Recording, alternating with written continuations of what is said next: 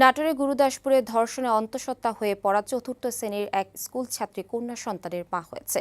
শনিবার দুপুরে গুরুদাসপুর উপজেলা স্বাস্থ্য কমপ্লেক্সে অস্ত্রোপচারের মাধ্যমে পৃথিবীর আলো দেখে ফুটফুটে কন্যা সন্তান।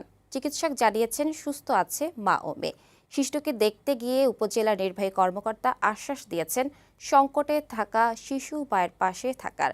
নাটোর সংবাদদাতা ইসাহাক আলীর প্রতিবেদন। ফুটফুটে এই শিশুকন্যার নাম আলো। উপজেলা নির্বাহী কর্মকর্তা তাকে দেখতে গিয়ে এমনই নাম দিয়েছেন তার।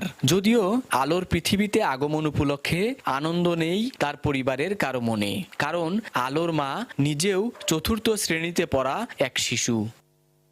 সন্তানের আগমনে প্রতিটি পরিবারে আনন্দের বন্যা থাকলেও তার পরিবার সময় পার করছে উদ্বেগে। শৈশবেই মা হওয়া শিশুটির পরিবারের অভিযোগ, প্রতিবেশী বৃদ্ধ জাহিদুলের ধর্ষণের শিকার হয়ে অন্তঃসত্ত্বা হয়ে পড়ে